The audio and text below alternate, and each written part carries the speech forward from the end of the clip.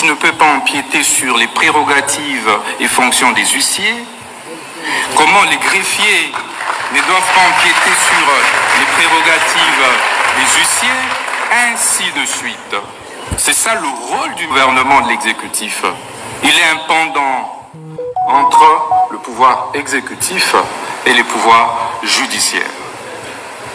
Excellence, Monsieur le Président de la République, ceci veut dire donc que le ministre et la Justice veillent à la bonne application des lois et textes réglementaires au niveau de la République. Le ministre et la Justice veillent sur les exécutions des décisions des justices. Les ministres et la Justice veillent sur la protection et préservation des droits et devoirs des citoyens. Il se rassure, Excellence, Monsieur le Président de la République.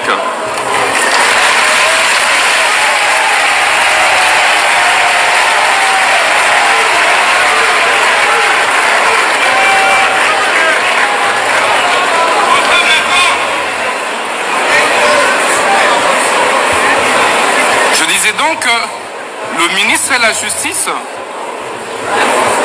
veille à la sauvegarde, à la préservation des droits et libertés fondamentaux des citoyens. C'est donc le protecteur des faibles. C'est donc le protecteur des démunis.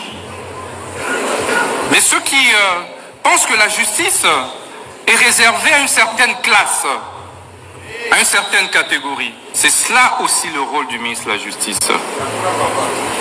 Excellence, Monsieur le Président de la République, chef de l'État et magistrat suprême, qu'en est-il de la justice en RDC? Le constat, vous l'avez plus d'une fois fait,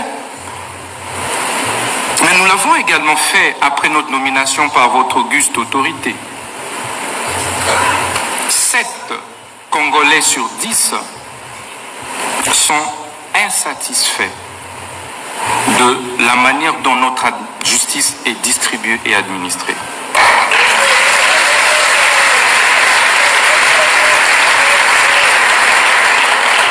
Sept Congolais et Congolais sur 10 ne se retrouvent pas dans la justice telle que distribuée et administrée aujourd'hui en République démocratique du Congo. D'où les différents jérémiades, les différentes plaintes, parfois les différentes tensions sociales observées au sein de notre société. Mais quels sont certains mots observés depuis que nous sommes ministres de la Justice? Vous avez, Excellence, Monsieur le Président de la République, des spoliations des biens, des publics comme des privés, des maisons des paisibles citoyens, parfois qui sont spoliées de manière injuste et illégale. 90% des plaintes que nous recevons résultent des spoliations des maisons des particuliers. Vous avez des arrestations arbitraires. Excellence, Monsieur le Président de la République. Parfois qui ne respectent pas les normes, les délais, qui sont pourtant prescrits par nos lois et par la Constitution. Vous avez la surpopulation carcérale, où dans des prisons, des prisonniers sont entassés tels des sardines, et parfois certains en meurent par étouffement. Vous avez, Excellence, Monsieur le Président de la République, des saisies intempestives des comptes et des avoirs, aussi bien des sociétés privées que publiques, et même des services publics. Vous avez, Excellence, Monsieur le Président de la République, également des mauvaises conditions de vie et de travail des différents acteurs de la justice.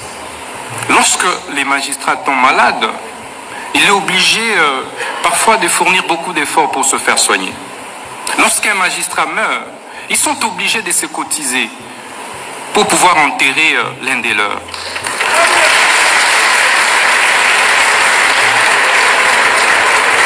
Il n'y a pas de prime de brousse. D'où La plupart des magistrats et juges préfèrent se concentrer ici à Kinshasa et refusent d'aller à l'intérieur du pays. Et donc, dans la plupart des juridictions à l'intérieur du pays, il n'y a pas de juges.